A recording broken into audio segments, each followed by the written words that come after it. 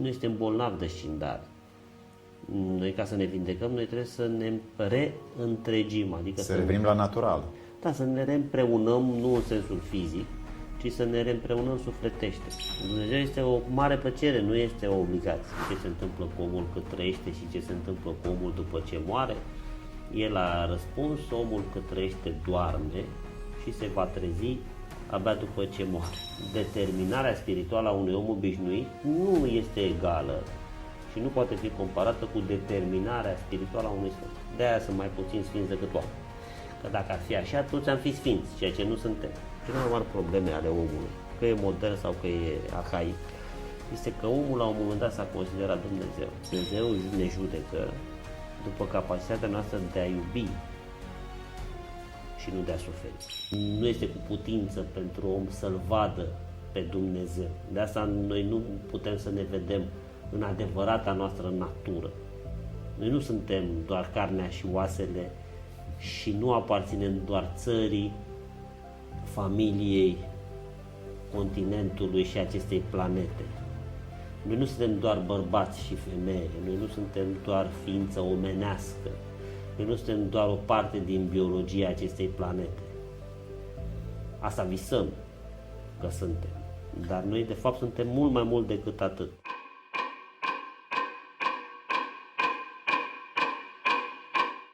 Dragii noștri prieteni, bine v-am găsit! Astăzi vrem să facem o imersiune în această lume inițiatică a vieții noastre interioare, pentru că se vorbește foarte mult în creștinism despre această trezire, despre căutările pe care un om le are în decursul vieții sale ca să rămână cu spiritul și cu vigilența lui trează. Siluana Tonitu, la Athos, în tinerețea sa, povestea că nu reușea să doarmă bine din cauza spiritelor rele sau negative care îi survolau camera și într-o zi se duce în biserică și din dreapta, de unde este hramul bisericii, apare însuși Iisus Hristos în ființă și îi spune: țineți mintea în iad și nu deznădăjdui, atrăgându-i atenția, evident, că să stea în locul în care oricine poate să ajungă în iad, dar să fie vigilent, să nu rămână acolo și să iasă tot timpul către rai și către lumea eternă și divină.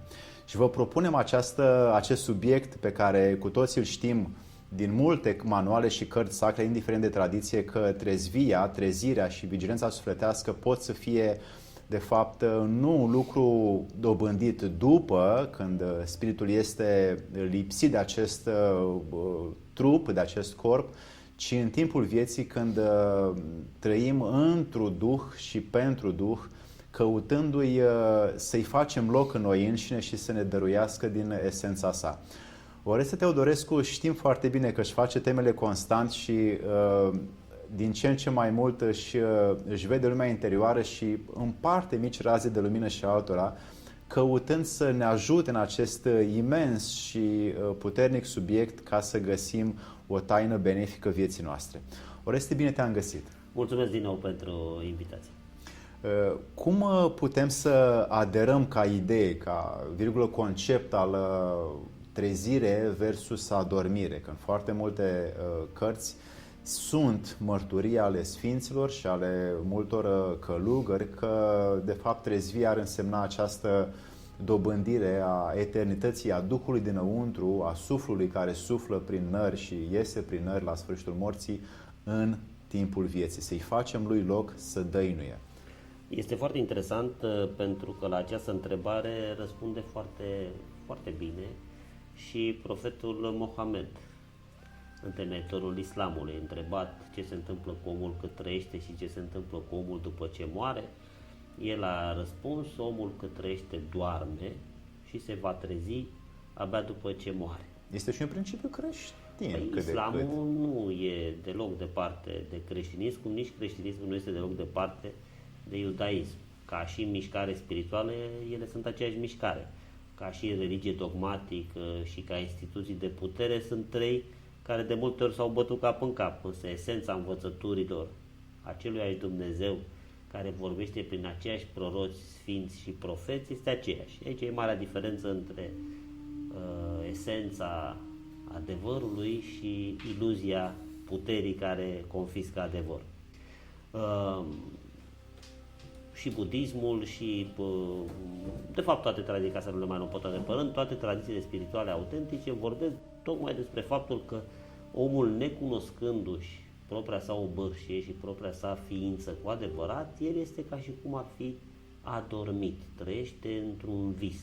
Am putea să definim acest vis, această adormire în timpul zilei, adică în timpul vieții, ca să nu se facă referire la...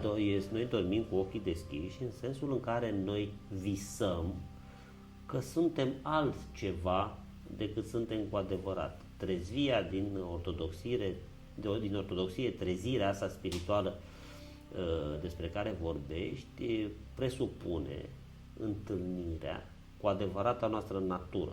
E ca o schimbare la față, de asta există pe muntele Taborului acolo acest capitol în care Iisus, nu, ducându-se cu doi dintre apostolii săi să mediteze pe munte, la un moment dat traversează spre stupoarea și stupefacția celorlalți doi o schimbare la față, adică o arătare a adevăratei naturi omenești. Mai pomenit de sfinți, sunt foarte mulți sfinți care povestesc întâlnirile lor din timpul rugăciunii cu alți sfinți și există un sfânt David, Timidul, așa este numit Sfântul David Timidul, un grec, care tot rugându-se psaltistului David, împăratului David, Sfântului David, să vină să-l ajute, să-l îmbărbăteze, să-i dea o cârjă. Că îi porta și numele. Îi porta și numele și să-l întărească, pentru că el era destul de beciznic așa și de timid, că nu întâmplător se spune timidul. La un moment dat a venit și, tulburat de prezență, l-a rugat ca a doua oară când vine să-și ia totuși o altă înfățișare, pentru că nu poate face față întâlnirii cu asemenea energie sau asemenea ființă. De asta noi spunem că nu este cu putință pentru om să-L vadă pe Dumnezeu. De asta noi nu putem să ne vedem în adevărata noastră natură. Noi nu suntem doar carnea și oasele și nu aparținem doar țării, familiei, continentului și acestei planete. Noi nu suntem doar bărbați și femeie, noi nu suntem doar ființă omenească, noi nu suntem doar o parte din biologia acestei planete. Asta visăm că suntem, dar noi de fapt suntem mult mai mult decât atât. Și toți cei care au traversat această stare de grație numită trezvie încearcă să ne învețe și pe noi și să ne îmbărbăteze să căutăm încă din timpul vieții, să ne ghicim, măcar dacă nu reușim chiar să cuprindem pe de-a întregul, adevărata noastră natură, care ne face după chip și asemănare cu Dumnezeu. Și atunci când sfinții sunt după chip și asemănare cu Dumnezeu, ei nu pot fi văzuți de ochii cărnii. Chiar și Sfântul David, da, era un sfânt biciznic, Sfântul timid, nu a rezistat în toată sfințenia de acolo. Bă, e prea mult, ești prea puternic, e ceva ceea ce carnea mea nu poate suporta. De asta sunt foarte mulți care au experimentat apropierea lui Dumnezeu de ei și au simțit că le pleacă carnea de pe oase, e o altă putere, e o altă energie cu care ființa pământeană nu se poate obișnui, nu poate trăi cu ea. Sunt mărturiile pe care le-a scris Părintele Sofronie despre Siluana Tonitu, în care povestește că Siluana dormea pe un scăunel cu spatele drept pe perete ca să nu intre în adormirea de noapte, ca să nu-i fugă mintea de la cele sfinte, și dormea cu spatele drept pe perete, doar închizând așa ochii și stând cu trupul în jos, ca să se odihnească câteva ceasuri, pentru că luând cele mai grele munci de la Athos în 1920-25, trebuia să mai și doarmă puțin pentru regenerarea sa. Și spune că după un timp, deja chiar și în timpul nopții, mintea lui era trează și conectată cu sfințenia, cu Sfinta Sfintelor, și nu mai cădea în ispite și în patimi. Cum poate un om care trăiește azi în societate să adere măcar la aceste idei, cât de cât să stea cu mintea trează și cu vigilența ridicată în contextul în care se află, spre beneficiul lucrurilor din jur, cât și a lui însuși? Eu cred că îi cerem foarte mult unui om în condițiile de astăzi să urmeze practica. Îl oprește ceva? Nu cred că e necesar. Vedeți, desăvârșirea vocația, sacrificiul, mortificarea trupului la care ajung unii dintre noi, pentru că își doresc lucrul acesta, este o cale a lor. Desăvârșirea este una, mântuirea este alta. Omul, spuneam parcă și în ediția trecută, nu trebuie să-și ia ca etalon pe sfinți, pentru că nu va ajunge niciodată. Determinarea spirituală a unui om obișnuit nu este egală și nu poate fi comparată cu determinarea spirituală a unui sfânt. De-aia sunt mai puțini sfinți decât oameni. Că dacă ar fi așa, toți am fi sfinți, ceea ce nu suntem. Și atunci cred că mai sănătos și mai real în desăvârșirea spirituală a omului este să caute calea mântuirii și nu neapărat a desăvârșirii. Că trebuie să ne cunoaștem limitele fiecare. Și atunci, pentru a răspunde la întrebare, în duhul de astăzi, în societatea de astăzi, în lumea de astăzi, simplu exercițiu de prezență, simplu exercițiu de focusarea minții, de nelăsarea minții să bată câmpiile, de reacționarea după impuls, adică o minimă disciplină, o minimă igienă, o minimă curățenie a lăuntrului minții noastre, o minimă preocupare față de condiția și de starea energetică a corpului nostru și o atenție constantă asupra liniștii, păcii sufletești sunt ingrediente suficiente pentru a-l face pe un om din ziua de astăzi să fie prezent și în starea lui lăuntrică adevărată, nu doar în starea socială, nu doar în starea exterioară lui. Acum să-l punem pe unul să doarmă pe scaun ca să nu își piardă gândul de la Dumnezeu este o bătaie de joc, adică nu putem să facem asta, nu poate nimeni. Decât unul care își dorește foarte mult să ajungă mai departe de chestia asta și sunt oameni care din râvnă și din dragoste pentru chipul și asemănarea lui Dumnezeu din ei merg până acolo. Dar este drumul lor. Drumul nostru nu e cu nimic mai puțin important decât drumul Sfinților, însă este o altă cale, mai ușoară.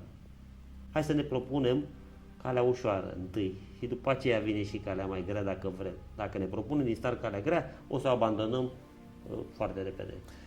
Am putea să încadrăm cumva într-o noțiune teoretică această trezvie sau trezire spirituală, pentru că unii oameni nu știu cum să o observe când e foarte simplu, spune Sfântul Maxim Mărturisitorul, în momentul în care omul ia contact cu propria lui obârșie spirituală.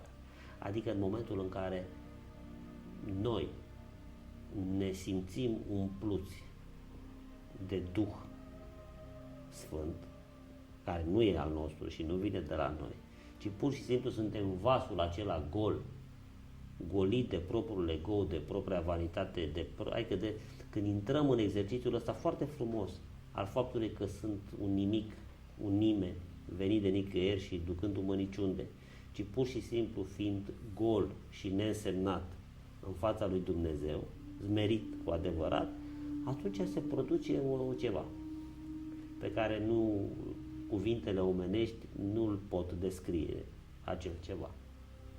E dincolo de imaginația conceptuală. Și atunci când te umpli tu de seva asta care este nectarul lui Dumnezeu, e momentul de trezvie. În multe mărturii sunt descrise diferite fenomene care apar ori noaptea, ori ziua, ori diferite, spun, vizite spirituale neașteptate, care practic arată momentul de treci sau de separare de la lumea adormirii la lumea trezviei și e un punct critic pentru om să primească sau să înțeleagă sau să știe că s-a scindat dintr-o zonă într-altă zonă. Ai auzit de astfel de fenomene? Nu, tot ce presupune scindare nu vine de la Dumnezeu. Scindare vine de la grecescul diabolon, adică de la despărțitor. Orice scindare este o falsă percepție. Sentimentul împlinirii este o întregire, nu o scindare. Și atunci dacă te vizitează vreo scindare înainte de, e clar că probabil apropiindu-te de o treaptă superioară existenței tale, vine unul să te scindeze, adică să te fărâmițeze, să te împrăștie. Ei văd mai mult ca niște simboluri paranormale, dacă le putem numi așa. poate un vis foarte diferit sau o trăire foarte puternică? Nu cred că există o regulă. Cred că fiecare dintre noi suntem unii și irepetabili și pentru fiecare dintre noi în momentul vine cheile și instrumentele pe care noi le avem ca să și înțelegem despre ce este vorba. Unii poate au o gândire de tip cinematografic, o să vină ca o poveste de film, alții, ingineri fiind, va veni ca o formulă mare. Nu știu. Important este că nu există ceva universal valabil. Că noi suntem unici și Dumnezeu este în raport cu fiecare dintre noi personal. Asta este marea diferență între spiritualitatea autentică și dogma rigidă. În dogma rigidă Dumnezeu e unul universal, care El este neschimbat și e la fel și noi toți trebuie să atingem un nivel de uniformizare pentru a fi pe placul lui Dumnezeu. Pe când Dumnezeu, iubindu-ne atât de mult, și asta înțelegem citind și studiind cărțile sfinte, El ia chip și înfățișare și El după fiecare dintre noi. Și noi avem chipul și înfățișarea Lui, dar și El ia chipul și înfățișarea noastră pentru a putea să ne înțelegem. Pentru că degeaba, nu știu, ar fi Dumnezeu un mare academician și un extraordinar profesor scolastic și ar veni la o bătrânică din vas lui care știe 7 cuvinte. Cum să recunoască ea pe Dumnezeu? Nu. La țăran Dumnezeu este țăran, la preot Dumnezeu e preot, la pictor Dumnezeu e pictor, la actor Dumnezeu e actor, din dragoste pentru creația Lui. Nu? Tu dacă ai avea mai mulți copii, n-ai încercat să te faci înțeles fiecăruia dintre ei așa cum e el, nu așa cum e el. Sunt părintele vostru și voi mă înțelegeți bine, nu, asta e, ce să facem? Cred că e un pic diferit. Această poartă secretă descrisă și mi-aduc aminte lui Carroll în Alice în Țara Minunilor, o descrie ca o poartă micuță, care e descrisă și în Biblie, de fapt, o portiță îngustă pe unde se face intrarea în lumea divină și omul trebuie să o caute pentru că până când o caută trece prin foarte multe etape și procese pe care nu le înțelege și practică și practică și practică și nu o găsește, nu știe unde să se îndrepte. După ce reper să o caute, această portiță mică îngustă pe care să se îndrepte spre ea și cum se facă el mic, mic, mic ca să treacă în lumina de dincolo? Păi, totul are sens. Gândiți-vă la simbolistica portiței mici sau a cărării înguste, în care nu poți să intri dacă ești fălos, nu poți să intri cu suita, nu poți să intri cu girofarul, nu poți să intri fiind înalt și de la coroana de împărat pe care ți-au pus-o alții pe cap. E ca o ureche de ac în care tu trebuie să te strecori. Ce înseamnă să fie mică? Înseamnă ca și tu să fii smerit, să te aduci la adevărata ta natură în raport cu Dumnezeu, pentru că una dintre cele mai mari probleme ale omului, că e modern sau că e arhaic, este că omul la un moment dat s-a considerat Dumnezeu. Și este o problemă aici. Omul s-a umplut de o măreție iluzorie, adică și-a jucat prost rolul. Și e un dram al nebuniei, de fapt. E un dram al depresiei. Mă reîntorc la Maxim Mărturisitorul, care spune că poate cea mai mare tragedie a omului este că nu-și cunoaște originea spirituală. Și necunoscându-și originea spirituală, el greșește fundamental în a plăzmui despre sine lucruri neadevărate. Împăratul să creadă că e Dumnezeu, muritorul să creadă că este nemuritor, frumoasa să creadă că este etern frumoasă, prostul să creadă că e veșnic prost, săracul să creadă că e veșnic sărac și negustorul să creadă că îi poate păcăli la nesfârșit pe ceilalți. Astea sunt necunoașteri fundamentale a propriei noastre obârșii spirituale. Pentru că noi dacă am ști că suntem fiii lui Dumnezeu, ne-am și comporta ca atare, făcându-i cinste Tatălui nostru. Și atunci, în momentul în care ne iluzionăm că suntem mari, nu intrăm pe cărarea îngustă, nu intrăm pe poarta mică, nu putem ajunge în lumea cealaltă, pentru că nu căpem, suntem prea înalți pentru asta. Erau în Tibet, în timpurile antice, niște metode foarte, foarte dure de obținere a acestei lumine eterne interioare în timpul vieții și se numea sincratorța, în care intrau oamenii, călugării din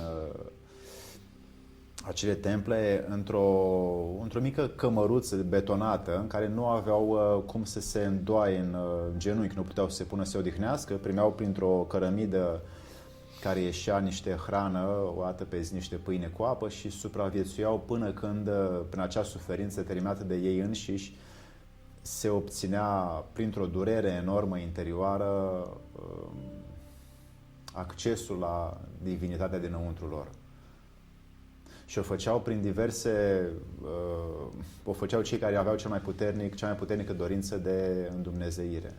Și foarte multe tradiții perpetuează de fapt că o suferință voluntară, determinată sau accesibilă din interior într-un folosul obținerii de săvârșire este o practică spirituală care poate să dea rezultate. E foarte adevărat, însă Hristos, care este totuși cuvântul lui Dumnezeu întrupat pentru toate neamurile, spune că este suficient să-i ceri Tatălui tău și El îți va da. Nu trebuie să te mortifici, nu trebuie să te biciuiești, nu trebuie să stai în cele mai incomode poziții. Cum făceau fachirii. De obțineau și... Că poți să obții și așa, dar e inutil. Sau yogini, că și ei au făcut. Mă întorc la povestea de data asta din budism, nu? Cu Buddha și cu marele yogin, care îl sfidează pe Buddha să treacă levitând Gangele. Și yoginul se așează în lotus și se înalță așa levitând deasupra Gangelului până ajunge pe malul celălalt. Și îl invită și pe Buddha să facă lucrul acesta. Și Buddha plătește un luntraș și ajunge pe malul celălalt. Și yoginul spune, stai dom'le, așa? Păi așa poate oricine. Da, zice, ție câți ani ți-a luat să poți să levitezi deasupra Gangelului ca să ajungi pe malul celălalt? 30 de ani de practică. Mie mi-a luat 2 minute. Amândoi am ajuns pe același mal. De asta zic că ce e într-o anume paradigmă, eu nu pot să contest că e fals sau nu e fals, nu știu.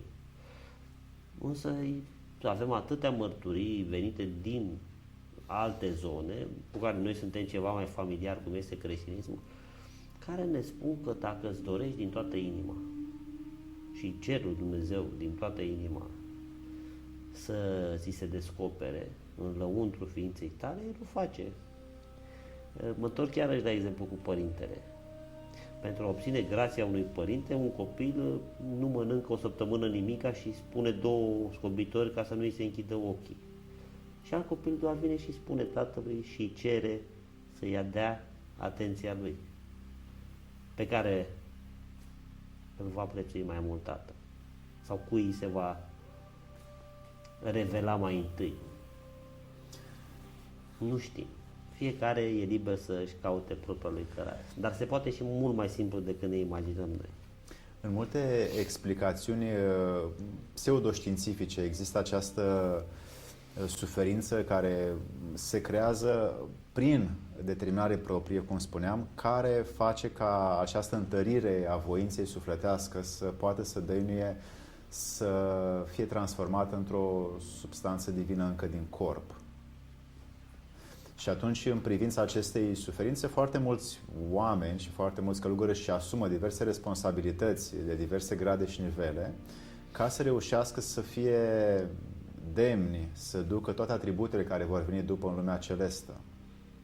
Deci astfel oamenii se autopregătesc sau unii dintre ei se autopregătesc să ducă responsabilități mai multe aici, suferind poate mai mult prin atribuțiile acestea, încât atunci când ajung în lumea aceea mai înaltă să poate să ducă de asemenea atributele care vin de sus în jos în aceeași măsură. Ar putea să fie asta o mică cheie către oameni? Ar putea fi doar dacă Dumnezeu ar măsura la judecata de apoi cât de mult am suferit fiecare pentru El. Dar numai că El nu operează așa. El va cântări doar cât de mult am iubit în numele Său. Poate să fie suferința în iubire instalată? Să suferim nu, și pentru că nu există suferință în iubire. Sunt 2 lucruri incompatibile. Suferința cu iubirea. În iubire nu încape altceva decât iubirea. Tu nu poți să mai pui altceva lângă iubire. E ca și cum ai înmulți ceva cu 0 sau cu absolutul. Și atunci Dumnezeu ne judecă după capacitatea noastră de a iubi și nu de a suferi. și cei care au necazuri mai multe Că și totuși... nu avem de-a face cu un Dumnezeu sadomasochist, ci cu un Dumnezeu iubitor. Totuși observăm foarte multe ființe care nu sunt la prima forță vitală și totuși sunt cocârjiți și împătrâniți de necazurile vieții și totuși își păstrează speranța vie. Și atunci acea iubire pe care ei o au față de Dumnezeu, că trebuie să-și întrețină și viața, și familia, și gospodăria, și obârșia, muncesc întru totul pentru acestea în speranța în care o să moară cu Dumnezeu pe buze. Poate fi aceasta o formă de iubire pentru Dumnezeu? Da. Da. Care își îndeplinesc toate atributele în societate și întru totul, fără să se... Dacă nu se plâng, Dacă nu se plâng. dacă nu se crispează, dacă nu li se încleștează maxilarele și dacă nu... Și transpiră cu bucurie. Da. Pentru că, repet, în iubire, mai ales în cea fază de Dumnezeu, nu mai da pe altceva, e suficientă. Și atunci oamenii care fac cu iubire ceva, orice ar face, o fac cu plăcere. Iubire este sinonim cu plăcere și nu neapărat cu plăcere trupească, ci cu plăcere sufletească. Nu, noi când iubim trupește, avem plăceri trupești. Când iubim mental, avem plăceri mentale. Și când iubim sufletește cu toată ființa noastră, avem plăceri sufletești.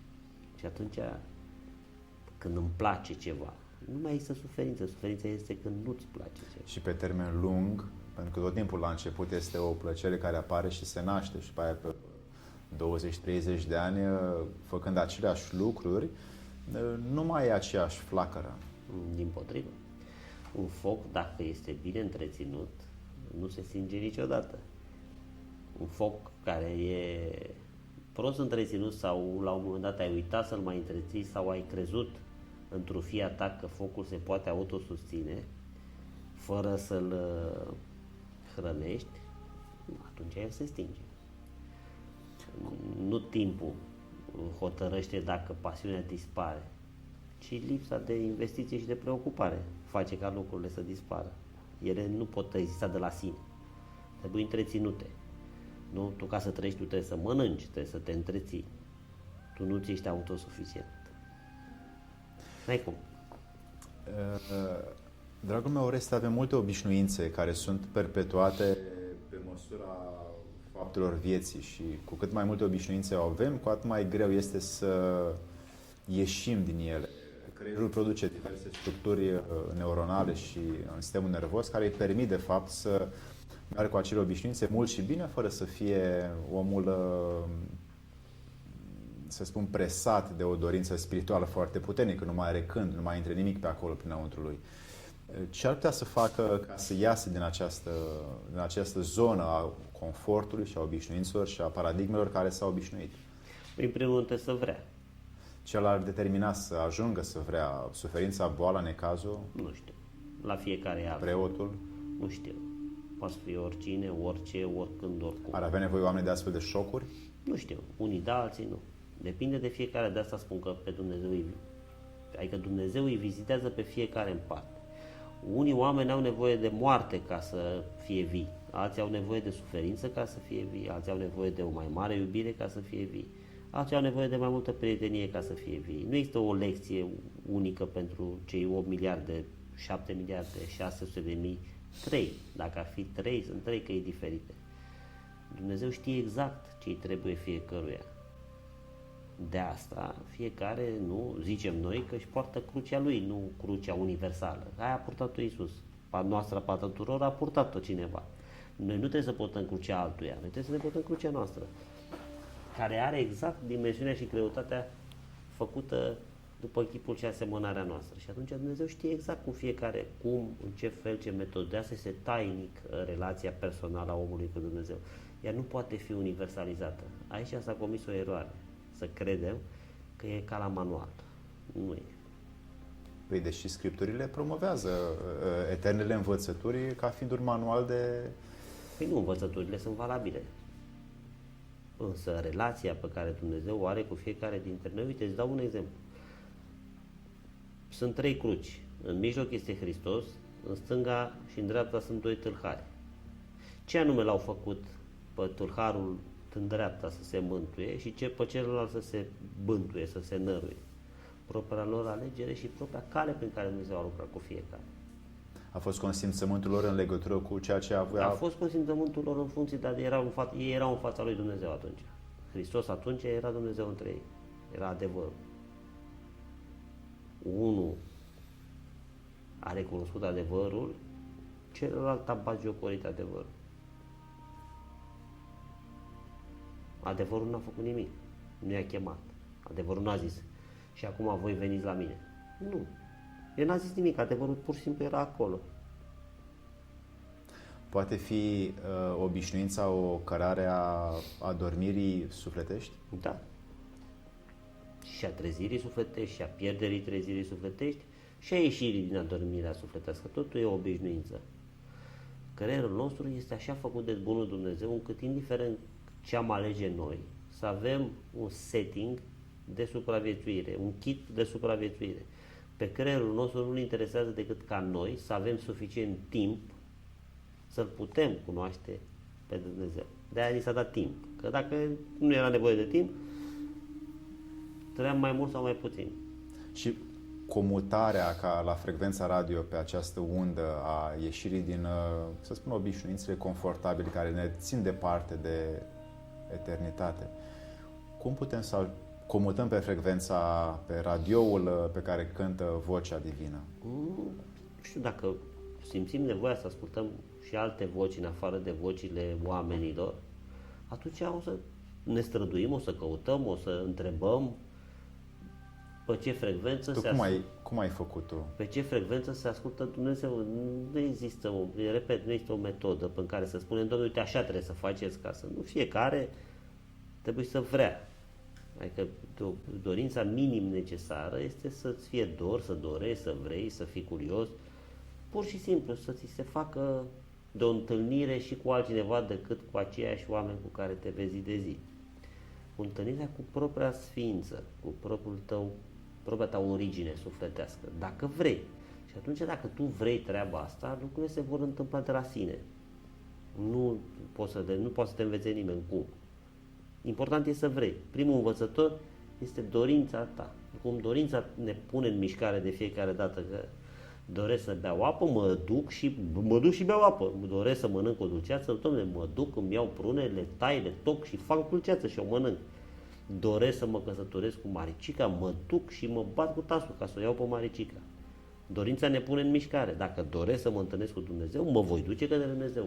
Când, cum? Dorința ne va da și drumul. Și vedem că Dumnezeu astfel a făcut lucrurile în mișcare, că prin mișcare se realizează. Păi da, lucrurile nu vin așa. Așteptând și... Dumnezeu a muncit la lume. Și muncește. 6 zile. El abia în a 7-a zi s-a odihnit. Dar în primele 6 zile nene a muncit. A contemplat, a muncit, s-a gândit, a văzut, a făcut, adică n-a stat, a zis, nu. Dacă Dumnezeu 6 zile s-a întrebuințat, îi trebuie și omului. Și a făcut-o responsabil, cum de fapt ar trebui să facem și noi orice muncă sau orice activitate în aceeași manieră. Întâi a făcut-o, după care a judecat și a zis, e bine ce am făcut. Noi suntem tentați de diavol, fiind păcăliți, să judecăm înainte să facem. Dar nu mă duc să mă întâlnesc cu pleșea Domnului. Zice, nu o să iasă bine. De unde știi? Nu mă duc, domne, sau nu fac asta, domne. Și tragi concluzii de cum, altfel decât după ce guști. Eu de unde să știu că apa asta e caldă sau rece dacă eu nu gust? Eu pot să cred că e apă rece, că bănuiesc că nu pune nimeni apă caldă într-o emisiune. Și dacă totuși nu mergea robine, adică nu e mai natural să guști și să spun, asta e apa, după ce am experimentat.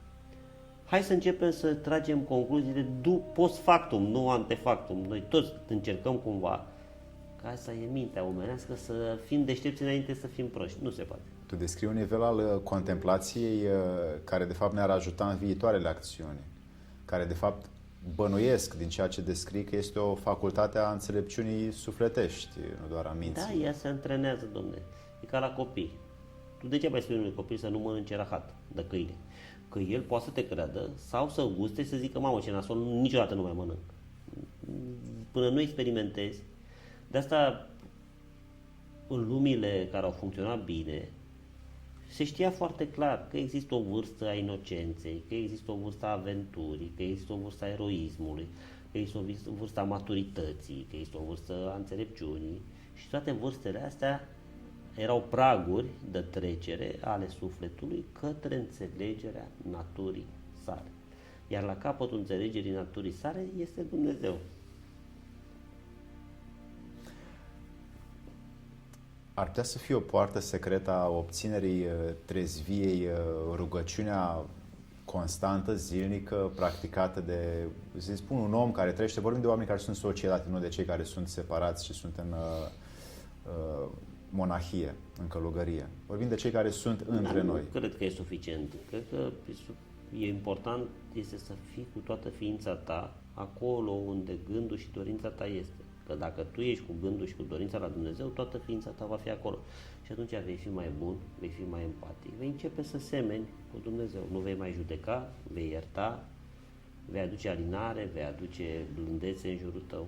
Și atunci poți să faci asta și nerugându-te în fiecare zi, cum te poți doar ruga în fiecare zi să faci nimic din toate acestea. Și atunci doar rugăciunea crezi că te ajută la ceva? Ai descris un lucru uluitor, pentru că am realizat faptul că atunci când omul este prezent în trup și în carne și în suflet unde se află, necesitatea lui spirituală este să fie și mintea, și inima, și trupul acolo, fără să mai fie divizat cu mintea în altă parte, imaginându-și cum ar fi dacă sunt acolo, dar eu de fapt sunt aici. Nemai fiind scindat în 2-3 direcții în timp ce se află fizic undeva. Cum spunea și Marcus Aurelius, că împăratul roman, că atunci unde te afli, oricine este lângă tine, iubește-l cât de mult poți, indiferent de faptul că tu te gândești că trebuia să fii în altă parte. Păi da, pentru că, de fapt, întâlnirea cu Dumnezeu este o întregire, o reîntregire, că noi suntem scindați. O unitate. Noi suntem scindați. Noi suntem scindați între suflet și minte, între minte și trup, între suflet și trup, între bărbați și femeie, între pesediști și liberali, între români și maghiari, între evrei și arabi, între orice și orice. Adică noi suntem bolnavi de scindare. Noi, ca să ne vindecăm, noi trebuie să ne reîntregim. Adică să revenim la natural. Da, să ne reîmpreunăm, nu în sensul fizic, ci să ne reîmpreunăm sufletește. Adică să înțelegem că toate ființele, nu? Ce spunea atât de frumos Taresul Tadei, Dumnezeu este acel izvor de apă neîncepută la care vin să se adapte toate ființele din univers. Este același izvor pentru toate ființele. Numitorul comun al tuturor ființelor din universul ăsta este Dumnezeu, adică Creatorul lor. Și El nu este scindat, astfel că putem și noi să ne scindăm în interior când suntem undeva prezenți, să stăm trup, suflet și toată ființa să fie... Altfel n-avem cum. Eu dacă nu sunt cu toată ființa mea acum aici, răspunzându-ți la întrebări, n-aș fi întreg. Dacă mintea mea ar fi în altă parte, dacă dorința mea ar fi în altă parte, n-aș fi un schizofrenic, adică n-aș înțelege nimic din momentul ăsta, aș rata momentul. Da, poate este și efectul foarte multor munci ale tale interioare. Nu. Și... Trebuie doar să conștientizăm că dacă îți place ceva, de asta e bine ca oamenii să facă lucrurile din plăcere și nu din obligație. Când îți place de cineva, dacă îți place de ceva, tu oricum ești cu toată ființa acolo, fără niciun exercițiu. Când te-ai îndrăgostit prima dată, te rog să-ți amintești, până erai cu toată ființa ta cu fata aia, nu mai conta nimic altceva. Nu? Când îți place să pictezi, nu te uită Dumnezeu acolo, nu mai știi când trece timpul. Păi îți place să mergi pe munte, mergi pe munte, frate, nu știi când trece timpul, ești cu toată ființa ta acolo. Când intri în linia temporală, când nu mai măsori timpul după Păi dacă îți place. ceas. Dumnezeu este o mare plăcere, nu este o obligație. A ajunge la Dumnezeu prin obligație este imposibil. La Dumnezeu se ajunge decât prin plăcere și trebuie să fiu înțeles corect, nu prin plăcere stimulativă. Dar totuși instituția Prin plăcere religioasă lăuntrică. propune, veniți, căutați, accesați instituția bisericească pentru că prin ea obțineți casa Domnului. Și... Este foarte adevărat, dar eu nu discut despre instituție aici, eu vorbesc despre relația directă și vie a lui Dumnezeu cu fiecare dintre noi, mărturisirea adusă de cuvântul lui Dumnezeu prin Avram, prin Moise, prin Isus, prin Mahomet. Mai multe religii, aceeași voce. Când zicem instituția religioasă, suntem deja în separare față de celelalte instituții religioase, pentru că între creștinism, islam și iudaism, în cel mai bun caz există o recunoaștere instituțională și în cel mai rău caz este un război. Întru totul sunt de acord cu ceea ce ai spus și vreau să propun ca factor de decizie unde să stea omul, cum să se măsoare când are sufletul și spiritul treaz în trupul său și când este în acea clipă de adormire. Și am putea să definim... Păi nu, el e când a adormit, el nu știe că e adormit. El va ști cât a adormit doar după ce se va trezi. Așa, când își dă seama... Își dă când se trezește, dar tu când te-ai trezit, cum ți-ai dat seama că te-ai trezit? În somn, mă refer. Când n-ai mai dormit, te-ai trezit. Altfel n-ai cum să-ți dai seama decât trezindu-te. Însă sunt momente peste zi în care omul, să spun, este la o ședință, la o conferință și ascultă și participă la ceea ce spune șeful la tablă sau la proiector și își imaginează în capul său ce o să facă de seară cu soția lui când ajunge acasă și nu e atent la ceea ce se întâmplă în fața lui. Acest moment este unul de adormire. Da. Nefocusarea este un moment de adormire. Pentru că tu nu ești nicăieri. Păcat înseamnă ratarea țintei. Dacă eu sunt acum chemat să fiu atent la tablă, că îmi zice unul ce am de făcut și eu sunt cu gândul ce o să fac eu cu nevastă mea, s-ar putea să le ratez pe amândouă. Pasa sigur am ratat-o că nu sunt atent și de unde știu eu că ieșind de la ședință nu calc greșit pe trepte și cad cu capul de un colț ascuțit și mor și nu mă mai întâlnesc cu nevastă mea niciodată. Deci n-am făcut nimic nici cu nevastă mea, n-am pierdut și lecții. Nu. Și atunci, când sunt cu nevastă mea, sunt cu nevastă mea, când sunt aici, sunt aici, când fac tocăniță și când... Asta este prima regulă a înțelepciunii orientale. Tu știi foarte bine că ai fost în atâtea țări și în Japonia, tu știi foarte bine că arta ceaiului nu e ceaiul în sine, ci este toată capacitatea ta de a te focusa în prepararea ceaiului. La fiecare gest. Da, mari artiști sunt atenți la fiecare detaliu a meseriei lui. Pictorul e atent la vopseluri, actorul la nuanțe, preotul la liturghie, adică fiecare se duce cu toată ființa într-un domeniu. Ăla care face șuruburi și vrea să le facă bine, e acolo. Degeaba vorbești cu el când face șuruburi, că el nu te poate asculta.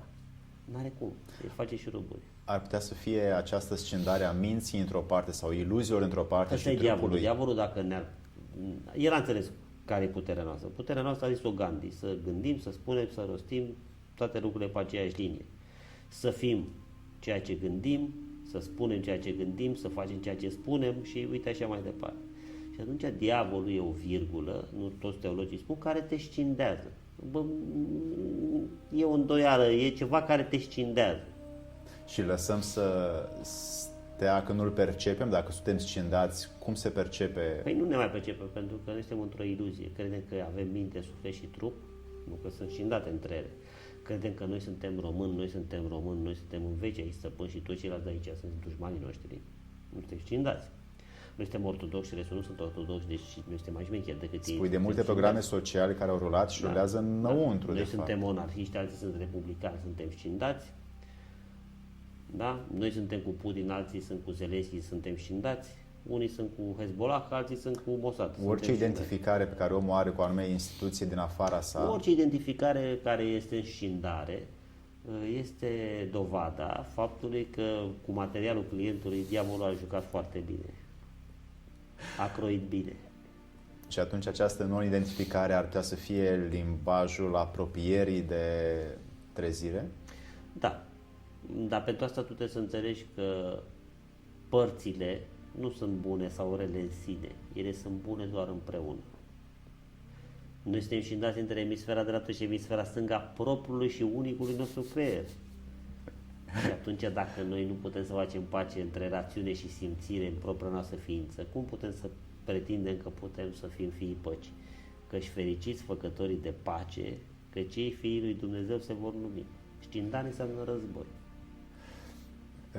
Multă blagoslovire ne-ai adus în această emisiune și îți mulțumim foarte mult pentru aceste deducții. Am avut așa o trăire că parcă recepționam și primeam și îți cunoșteam cuvintele în clipa care le rosteai, am rezonat foarte mult cu ele și îți sunt recunoscător pentru ceea ce ne-ai dăruit. Și îți mulțumesc mult pentru Îți mulțumesc și eu. acest Și dacă dar. a venit ceva atât de important, să știi că nu de la mine a venit. Prin tine a venit. Ca întotdeauna, prin noi. Prin noi, dar nu de la noi. Oreste, îți mulțumesc pentru ceea ce dăruiești și prin faptul că lași să se întâmple lucrurile prin tine și ești un mesager bun al României și sper ca nu doar al României să dăinui pe această planetă.